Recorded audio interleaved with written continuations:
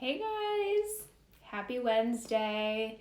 It's time for our live. Yay. So I had two question submissions in the DMs from people who can't make it because they live on a completely different time zone than me. They're fast asleep. And so I thought I would answer their questions while you guys join, and then of course throw whatever questions at me you want. Hey girls. How are you? So one question was, how do I feel about CoQ10 for hypothyroidism or thyroid issues? And CoQ10 is an interesting antioxidant, but remember that there's nothing that CoQ10 can do that vitamin K can't do. And so I actually prefer vitamin K supplementation. They're both very pricey supplementation. And so vitamin K2 will definitely benefit the liver. My favorite thing about vitamin K is that it benefits the liver. A lot of people don't make enough because remember, your gut bacteria are going to synthesize vitamin K2 for you. And so it's that fat-soluble vitamin that, you can get from a lot of fat-soluble sources, but unfortunately a lot of people are not consuming enough, high-quality dairy or like ghee, grass-fed butter, and so they are not or they're not able to make vitamin K from the greens that they're consuming, and so they really do need vitamin K. And so I like vitamin K and vitamin E as antioxidants, and if I were going to spend my money, I would spend them on vitamin K and vitamin E, and I do spend them on vitamin K and vitamin E over CoQ10. And then when it comes to, I had one more question. Somebody asked, how do they know you need vitamin E supplementation? And pretty much anyone that has taken fish oil, whether they've high dosed it or taken fish oil over a course of time, anyone that has grown up on polyunsaturated fats, like soybean oil, canola oil, processed foods, anyone who has eaten excessive amounts of nuts and seeds as their main fat source is going to need vitamin E supplementation, because where we used to get vitamin E is in fresh nuts that we would gather that hadn't oxidized yet. I'm not talking about the roasted nuts you get on the Whole Foods shelf. I'm talking about the ones that are whole, that come in their shell that you have to kind of crack open. Those nuts are very rich in vitamin E, and their fats haven't gone rancid yet or oxidized yet. And so we were eating foods like that, or we were eating animals that were consuming those foods, and that vitamin E was making it into their tissues. Samson, shh, sorry, my dog wanted to be in the room, but now he's gonna cry at me. So pretty much everyone needs vitamin E, a good source of vitamin E. I personally think that supplementation should be any woman that's struggling with any type of issues that have to do with estrogen, inflammation, hormonal imbalances, truly does need vitamin E if she's not eating whole nuts. I'm talking about getting nuts that are in their shells, cracking those shells open and eating those nuts. That is kind of like my spiel on vitamin E. Is it important to avoid dairy while treating SIBO? Personally, I don't think you can treat SIBO without helping your metabolism along. SIBO is kind of self-induced bacteria overgrowth, so the slower our metabolisms are, the slower food is going to go through our digestive tract, the slower our transit time will be. And eventually, there's digestive breakdown. We're not making enough stomach acid. We're not making enough digestive enzymes. Our gallbladders aren't secreting bile properly. And then things are starting to rot and ferment and not break down properly in the small intestine. And so that's going to increase the proliferation of bacteria overgrowth in the small intestine. So SIBO is one of those things where if you just think you're going to take a round of herbs and it's going to go along on its merry way, good luck with that. So personally, I think low fiber diets and low starch diets are the best things that we can possibly do for SIBO, on top of nutrient density, making sure we're getting the right minerals like magnesium, potassium, but specifically magnesium, honestly. And then doing antibacterials or herbals is not a big deal. It can kind of help keep symptoms at bay, but it's not going to fix the issue. This is why I get really annoyed when people are like, oh, I'm treating my SIBO, or I was put on a SIBO gut protocol. And I'm like, you can take all the herbs until you're blue in the face, but your SIBO is going to keep coming back, because if you don't fix the transit time, if you don't fix the hypothyroidism that drove SIBO, it's never going to go away. How to get rid of cellulite. Mine's gotten way worse, and I don't know why. Usually cellulite is going to be driven by estrogen issues, and so and just kind of like stagnation. So do you sit a lot more than normal? Are you have you maybe started hormonal contraceptives? Have you implemented anything that's going to help maybe move estrogen along? Have you started a new exercise regimen or maybe stopped weightlifting? Those would be kind of like my questions, but really cellulite is an internal issue. It's not something that like can be fixed by like putting a cream on.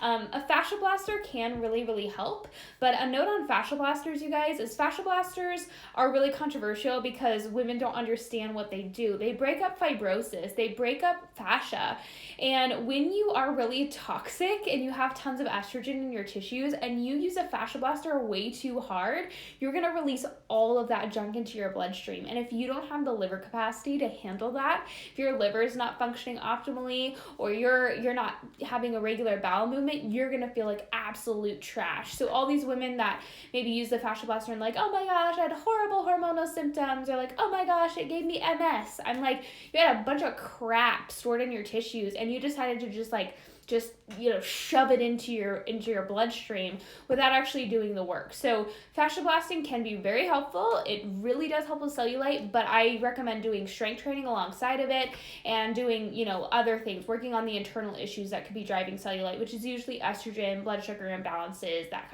kind of thing. The hair. Oh, thanks. I know. My hair's straight. Like, I usually get my hair straightened like once every 8 weeks when I get my hair done. So this is the only time it's ever going to be straight.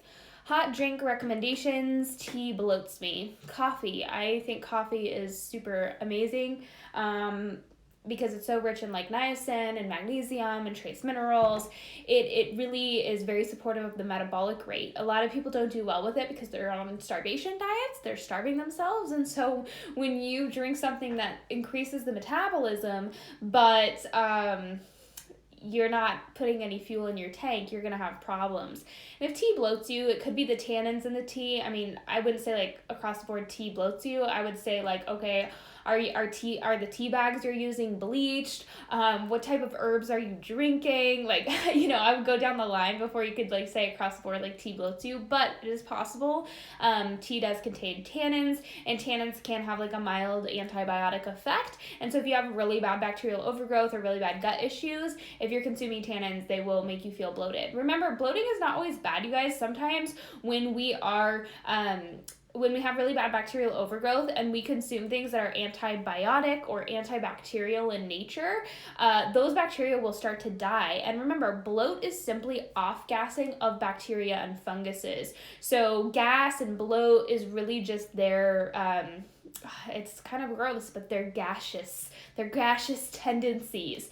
And so they're creating gas, they're creating air and oxygen, right? And that's what's causing the bloating. That's what's causing this stagnation. So it's just something to keep in mind. Not all bloat is bad. If your bloat is to get you somewhere else, like for example, consuming a raw carrot salad every single day might bloat you at first. It might seem really irritating and you're going to be like, wow, like I look like I'm like 6 months pregnant. Then over time, you start to see like, oh, my digestive system is working very well.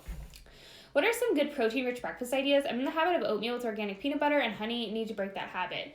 I don't think oatmeal's a bad breakfast if you just add collagen to it and a little bit of like grass-fed butter and maple syrup.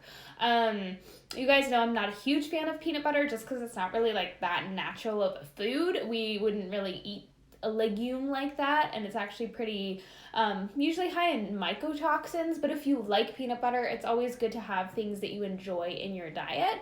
But if you have like hormonal issues that are ongoing, having peanut butter every day might bug you.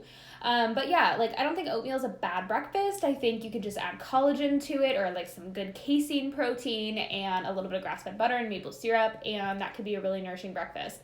I've actually had it like for lunch a couple of times this week. I've added some chopped up dates and like a really, really ripe banana that I mashed, and I just mixed that in, and it's been like, it's so good. But Some other breakfast ideas. I personally love eggs. I do eggs almost every day just because they're so nourishing. They have so many of those good like vitamins. They have choline in them, lecithin in the yolk. And so I'm going to do eggs probably most days, whether they're scrambled, fried, hard boiled. I'm usually going to mix it up depending on what I feel. And then I'm going to do some type of carb. So if I have like some ripe fruit on hand, like the pineapples have been really good lately. So I've been like really loving pineapple. If I have some ripe fruit, I'll usually do some fruit. Sometimes I'm feeling more starchy. There's a difference between eating fruit carbs and starchy carbs. So remember, like starchy carbs are going to be a little bit more grounding and warming. They slow things down. They are slowly digested. Whereas fruit carbs are going to be a little bit more metabolically stimulating, right? Some women have told me like it feels like I'm eating air when I eat fruit. And it's like, yeah, they really do like speed things up. They're a lot lighter. And so it really depends on how I'm feeling. If I'm feeling like I just want something like fresh, fruity, hydrating, I'm going to go with fruit. And if I want something a little bit more like sustenance, I'm going to go with some type of starch. So 9 times out of 10, it's going to be like a side of a little bit of oatmeal, like I said, with like bananas and dates, or it's going to be some like gluten-free toast. What else do I do?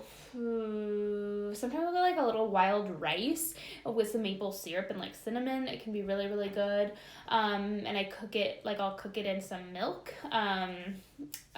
What else will I do? Yeah, I keep it pretty simple. Sometimes I'll do like non-fat milk powder pancakes. So I've been, I'll share those on my stories in a couple of days. I've been kind of liking those as well. I use milk powder instead of flour, and it's very high in protein. So it's really nice because it's that powder base that you need to make pancakes, but it's pretty much like pure protein. So I've been doing that as well. I don't know. Some people like really savory breakfast. Some people like sweet breakfast. I don't really plan it. I just kind of wake up and say, what am I feeling today? But I usually have like 2 or 3 choices that I choose from. Like I don't really make it complicated. I'm gonna make meals out of very similar ingredients. So for example, like it's gonna be eggs and toast and fruit, but I can do like hard boiled eggs on toast. I can do like scrambled eggs on the side and have like toast with jam and butter. I'm gonna mix it up. Sometimes I'll put eggs on the toast and have a sandwich, so it's the same ingredients, but I'll make them a million different ways, if that makes sense. I already answered the question on cellulite. Can you touch more on your thoughts on face sunscreen? Healthy Skin Glows talks so much about the importance of UVA and UVB blocking sunscreen daily, especially when using peels and acids. Yeah, it is important to, if you're doing like lactic acids or any type of peels, like you should be protecting your face from UV rays because it's gonna make your skin more photosensitive. So it is kind of one of those things where if you're going to do certain treatment options, then you have to kind of like pay the consequences of that and do sunscreen. But I, personally, so I've been using, I have like a little bit of inflammation right here. So my esthetician put me on some type of like a lactic acid resurfacing peel. And so I've been using that every day. And so I have been thinking like, oh gosh, I should probably use a sunscreen. And I probably will use like the Eminence sunscreen, or I might use like a mineral-based zinc sunscreen. So I don't really use sunscreen on my face, honestly. And when I do, it's going to be like very occasionally, like if I'm going to the beach or I'm going on vacation. And what one do I usually buy? Derma E, like I'll just grab one at Sprouts, like a mineral-based sunscreen. Not the best, but it's something. And so I wish I was like more on it with like knowing about sunscreen. I think sunscreen should be used sparingly, because sunscreen in itself can be toxic in the sense of like even zinc, for example, like a zinc-based sunscreen, you're putting that on your skin. A lot of times it's presorptions taking place, so that means like the nanoparticles are small enough, those zinc particles are small enough to make it into the pore, and then you have this like almost like a mirror reflecting sunlight into the skin, you know what I mean? So it can be a problem. I personally think like we should practice sun safety. So like what's going to stop you from wearing a big floppy hat, staying under an umbrella like during the like harshest rays, and not being like, I can't go in the sun, but more like just being sparing with the sun. Like, don't like bake in the sun all day. And if you know you're gonna be baking in the sun all day, then that would be appropriate use of sunscreen. You know what I mean? Like, you never want to burn, you never want to fry, you never want to be like overexposed to the sun, and sunscreen can be helpful in context. Me personally, I've never been the one that's like, I'm gonna slather sunscreen all over my face. Maybe I'll pay for that later, honestly. I don't know. But I guess like to be on the edge, gamble with some risk. But yeah, I might, if I do find something sunscreen wise that I end up deciding to use, I will make sure I share it. Just very hard for me to not find skincare that doesn't have polyunsaturated fats in it. And for me, it just doesn't make sense. Like, why would I put sunscreen on my face that has like nasty oils in it and it's gonna like bake and interact with the sun anyways? Like, it just doesn't make sense. What would your top 5 supplements be for PCOS if you had to pick? Doesn't have to be 5, but what are your go-tos? Most of the time, it's always going to be an adrenal cocktail with vitamin C. So Jigsaw Health makes like adrenal cocktail with Whole Foods vitamin C, or you can make your own with like 1/4 teaspoon of sea salt, 1/4 teaspoon of cream of tartar, a teaspoon of like Whole Foods vitamin C powder, like Pure Synergy or Health Force, mixed in orange juice. Usually women with PCOS are low in potassium or low in sodium or need both. And so usually that's one of them. After I run their HTMA. So I would say that's tentative. If mineral levels are low or adrenal glands are like on high, like it's going to be probably very helpful. So adrenal cocktail, magnesium always, like literally all the magnesiums. Usually I'll actually give magnesium bicarbonate, magnesium glycinate, and do magnesium oil on the skin. But I would say that's like all one. Our goal is 5 times our body weight in milligrams. And so magnesium. I don't recommend supplementing a lot of things. I actually prefer you get them from your food. So for example, like calcium is super helpful for insulin sensitivity and gut health, but I don't ever say like, oh, just take a calcium supplement. I prefer a client to get that in the form of like Parmigiano Reggiano or like a hard goat cheese, or make their own eggshell calcium powder, which simply all you have to do is save your eggshells, boil them. Don't like cook them, just boil them to make sure they're clean, and then put them at a low heat in the oven to get them nice and dry, and then put them in a coffee grinder and grind them into a very fine powder, and take about 1/4 teaspoon of that a day. And that can really help support like bone health and just overall health in general and insulin sensitivity. And it took like 5 seconds to make a huge batch of it. But what's another supplement? Sorry, I'm like writing them down so I can see them. Adrenal cocktail, magnesium, vitamin E, almost always, because there's tons of polyunsaturated fats coming from the cells. Women with PCOS tend to be like under tons of metabolic stress, and so we want to block as many of those free fatty acids coming from the fat cells as possible. And vitamin E is not just going to help with that, it's also going to support liver health, it's going to support proper detoxification of estrogen. And so vitamin E for a woman with PCOS is usually pretty essential. But it's not just any vitamin E. You want to make sure it's naturally derived, it's not synthetic, and it's from sunflower, non-GMO sunflower. And then what else? Vitamin K2 can be very helpful, I think, depending on if someone has gut issues or not, but usually vitamin K2 is going to help with calcium utilization. It's going to help lower androgens. It's just going to be overall very supportive of liver health. And so vitamin K2 can be like a very inexpensive way to really support the liver and to also help with androgens. So vitamin K is usually up there in favorites. And then depending on if someone has like gut health issues, I'm going to recommend a spore-based probiotic and like the raw carrot salad every single day, and high dose gelatin. So making like gelatin gummies and snacking on those every day. When it comes to somebody who maybe has iron issues or weight loss issues, Shilajit is going to be another one high on my list. Shilajit is from the Siberian mountains or the Himalayas, and it's like this rich animal and plant material. It's pretty much just like nutrient-rich dirt, and it has like a different taste. It's very bitter, very earthy, and it's very, very potent in trace minerals. It provides a lot of, heavy metal detoxifying properties, so it helps you become more efficient at detoxing heavy metals. And then it also is very gut supportive, so I really do like Shilajit, and it can't it helps with gut health as well. But then like I also think B vitamins are also important for women with PCOS. So if I usually try to get a client eating beef liver once a week. throwing it in a smoothie, just putting it in a meatloaf once a week or something like that, because B vitamins are so powerful. But grass-fed beef liver doesn't just have a plethora of B vitamins. It also has vitamin A, which is so important for metabolic health and thyroid health. It has tons of bioavailable copper, which is so important for metabolism and cell health. And then it has just a bunch of like trace minerals like zinc and iron and stuff like that. And then the other nutrient dense food that I say, like, if you can eat it rather than supplement it, is going to be oysters, because oysters are like more powerful. They're on the same level as a zinc supplement, only more better, because they have all of those like trace minerals like selenium and a little bit of copper and stuff like that, iodine. And so we want to make sure, there's no supplement that's going to take the place of a nutrient dense food like that. It doesn't exist.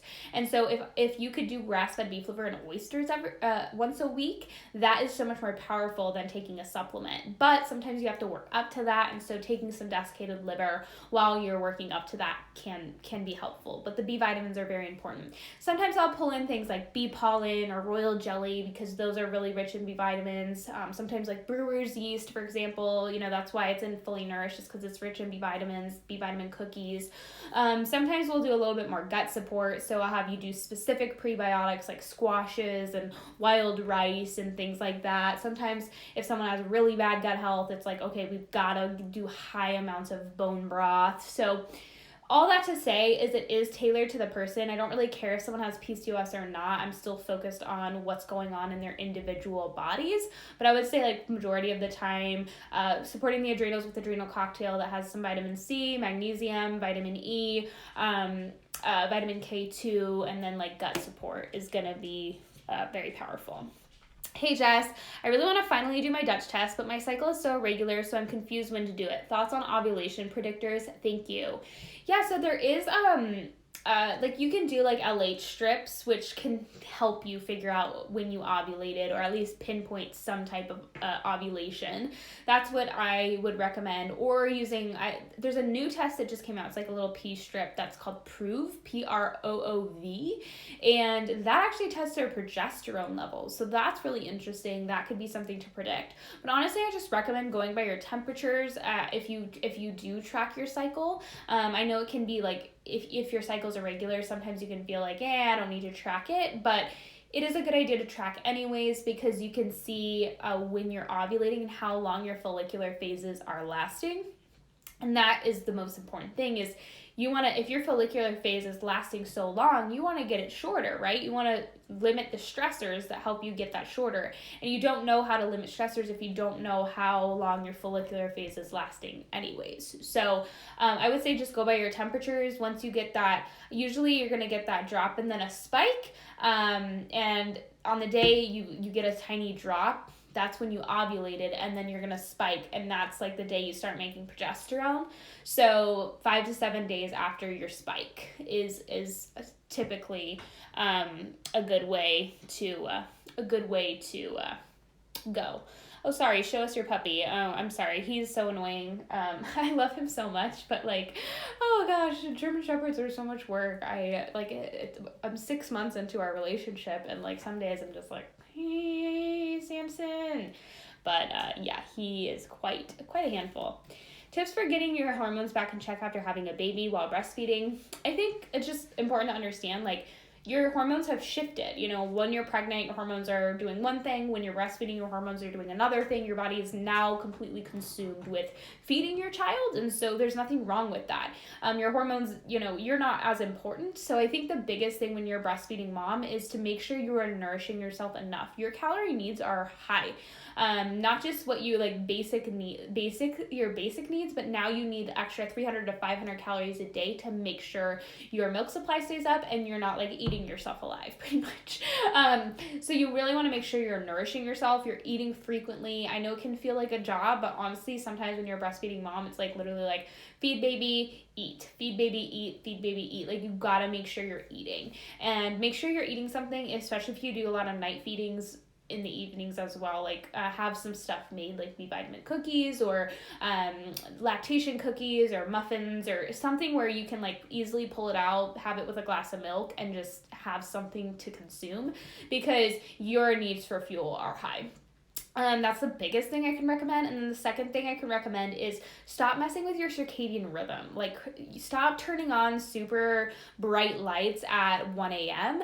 Have like a Himalayan salt lamp, have like some amber tinted or orange tinted light bulbs that you can turn on that are kind of dim. But you don't really want to mess with baby's circadian rhythm, and you don't want to mess with your circadian rhythm either. So if you have a lot of waking during the night, make sure you have light bulbs in place strategically so that you have certain lamps that you turn on that are not going to just like be like, okay, I'm wide awake for the day. Those are the two things that I think are the most important when you're trying to like get your hormones back to normal. But really, there's not much you can do about the fact that your prolactin levels are a little higher while you're breastfeeding. Like, those are just going to be shifts that take place to make sure you're producing milk, and that's all fine and dandy. And then the goal is just to kind of keep an eye on ovulation. Like, have you started your period yet? Are you ovulating again? And then once you stop breastfeeding, a lot of times that is like a traumatic thing in itself. It can be a little bit of a trauma because it's so hard on baby, but it's also hard on you, you know, like you've had that connection for so long. You literally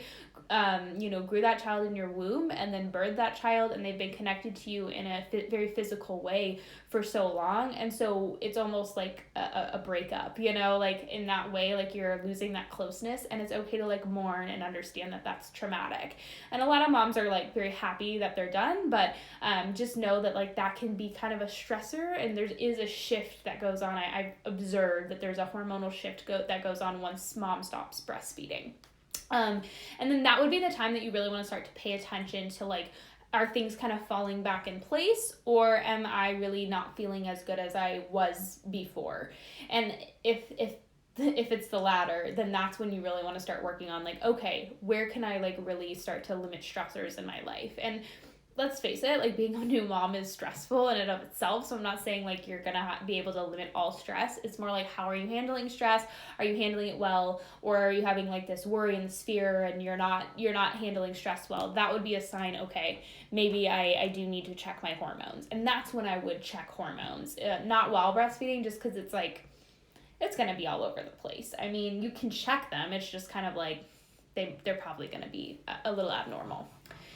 Friend is discouraged because she has bad, heavy periods but doesn't want to be on birth control like doc says to. She feels everyone talks about how bad birth control but doesn't offer many other solutions for bad periods.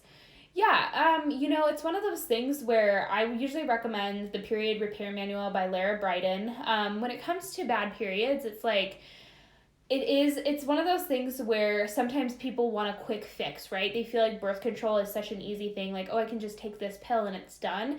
Whereas when it comes to actually fixing heavy cycles, it can take some real digging, right? Because like you've gone through this personally, where like estrogen is kind of a complicated issue. It's not something where it's just like, boom, I can take this thing and I'm done. Things like a raw carrot salad every single day, or a raw carrot every day if she's not to that level, and like taking vitamin E and magnesium can be really powerful. But I can't say like, oh, that's going to heal it. That's going to change, that's going to transform it, because you don't know what's driving her issues truly. There could be so many layers to those issues. So I think for like someone like that, maybe start giving like small tidbits. And if she's seeing that like, oh, I am improving, like I'm seeing my cycles improve, like just tell her like, hey, can you please be consistent with this for 4 weeks? Like, what do you have to lose? If she's seeing improvements, then give her more. Like say, hey, I would try this and this, and try this and this, and so on and so forth, until you can really get her to the point where she's like, okay, I'm really starting to see improvements, because she'll be hungry for more. But usually when it comes to friends who are like not open to doing the research themselves, it does tend to be helpful if they're open to it, to give them like a few action steps. Like, hey, just trust me, do this, this, and this, give it a couple weeks, and then tell me honestly like where you're at, because there's not much to lose at this point. You know what I mean? But yeah, I mean, it is discouraging when you have really bad periods and it's like no one's offering really like concrete solutions, because there really isn't like a concrete solution. I couldn't say like, do this and this and it will fix your period. I wish I could, but I don't know what's going on with her. And so that's where it's like, it's hard to give concrete solutions when someone's struggling with that, because there can be so many driving factors. And if you tell someone like, hey, magnesium will fix your issues, and then they take magnesium and it doesn't fix their issues, they're like, well, what you said doesn't work. And it's like, well, there's gut issues and there's liver issues. There's so many factors that could be playing a role. But Yeah, that is a bummer because yeah, birth control is easier solution. It's easier for sure, right? Where would you recommend she start? 2 simple tips. Yeah, I would do a raw carrot every day, vitamin E, um, magnesium, and then like ginger. Like if she could do a ginger tea every day, or like even like a cane sugar ginger ale if that's where she's at. And then like aspirin. I mean, look into aspirin, and that can be something that can be really helpful. Do you like gluten-free for everyone or only in certain instances? I don't really think like everyone needs to be gluten-free. I do think like grain starches can be a problem for a lot of people. Gluten can be a problem for a lot of people. I don't think you need to avoid it, but your sources matter. Like if I'm gonna say like everyone should be gluten-free, like Twinkie-free, then yeah, like please don't get gluten from Twinkies ever. But if you're gonna do like a high quality organic flour that's unfortified, or you're gonna do like einkorn flour or something like that, then sure, like who cares about gluten? It's all about context. And when people just say like go gluten free, but then they're like having this like nasty junk filled muffin, whereas like this like croissant over here just has flour, water, sugar. I'm like, less ingredients, pick that thing. You know what I mean? So it's all about context and how you're looking at it, but you're looking for higher quality ingredients. When it comes to wheat, there's a few things to think about. Wheat crops are sprayed very heavily with pesticides, glyphosate, and so you want your wheat to be organic so that there's not a ton of pesticides on it. Keep in mind that wheat tends to be fortified with synthetic iron, or not synthetic iron, but synthetic B vitamins and iron, which can be problematic for a lot of women. And so go unfortified wheat as well. So organic, unfortified, and if you really truly care, also like heirloom and not genetically modified, which that's where it starts to get complicated. It's like some people do fine on organic wheat, but some people need like heirloom wheat, like einkorn. But yeah, usually organic and non-fortified is the best for everybody. Everybody.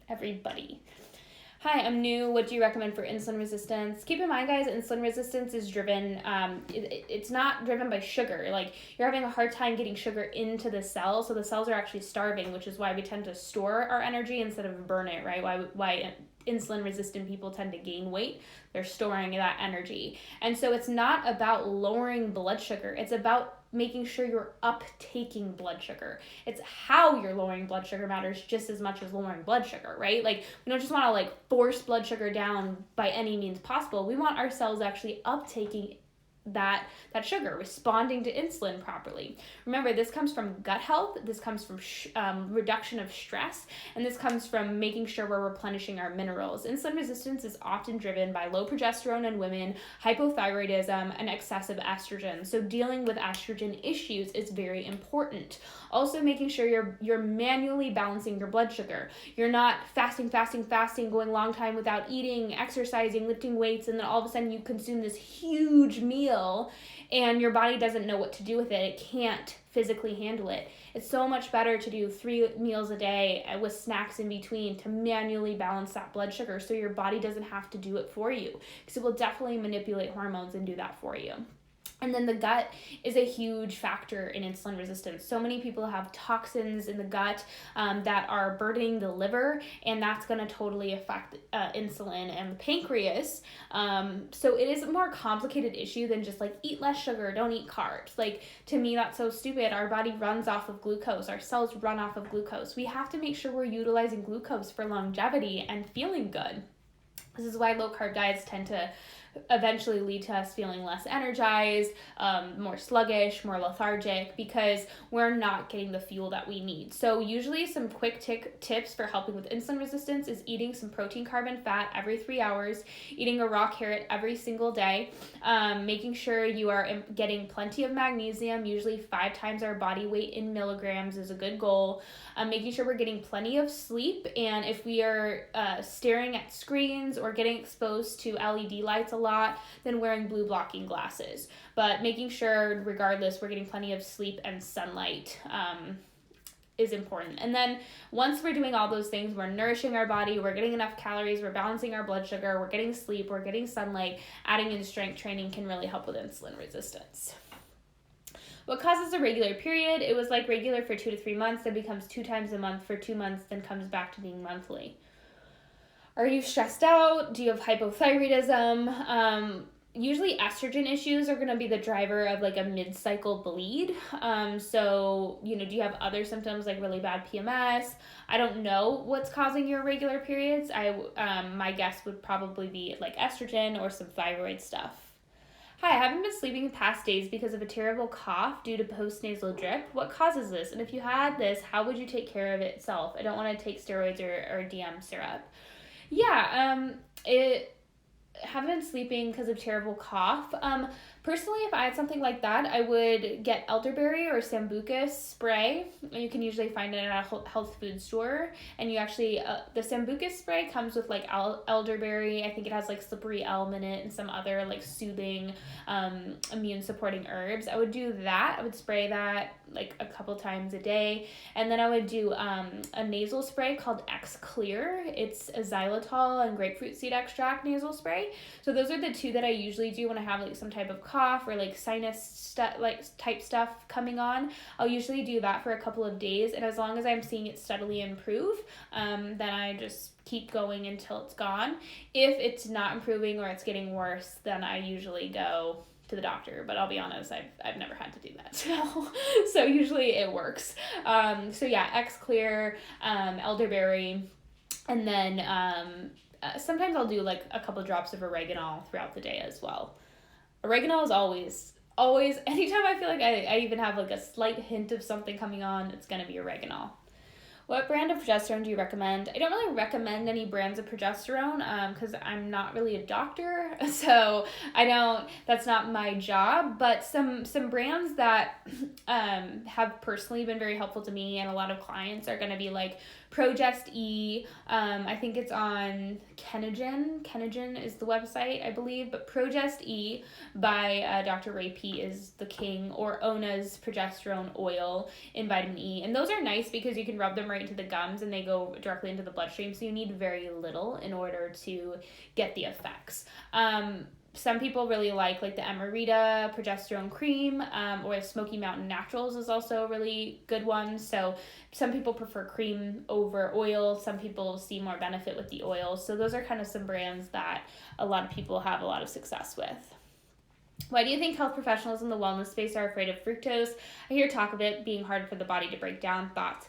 It's just very ridiculous. There was a big scare regarding fructose, mostly because of high fructose corn syrup, which is a completely separate thing. Like when you're comparing high fructose corn syrup, which has a lot of starch molecules in it, it's not pure fructose. That's the thing. Like we think high fructose corn syrup is like, oh, that's the equivalent to the fructose that we find in fruit. It's ridiculous. They're two completely separate things on a chemical level. And so, if you're basing your opinion on fructose based on high fructose corn syrup, your opinion becomes completely irrelevant when you're actually talking about something like orange juice or a piece of fruit. Like they're two completely different things. And so many studies regarding fructose are done with high fructose corn syrup or pure fructose powder, which is not the same as fruit. So, and then a lot of health professionals mistakenly were told that fructose causes fatty liver disease, but there's actually two studies. I think one was done in Switzerland, don't quote me on that literally says our conclusion in this study is that fructose does not drive fatty liver disease. It's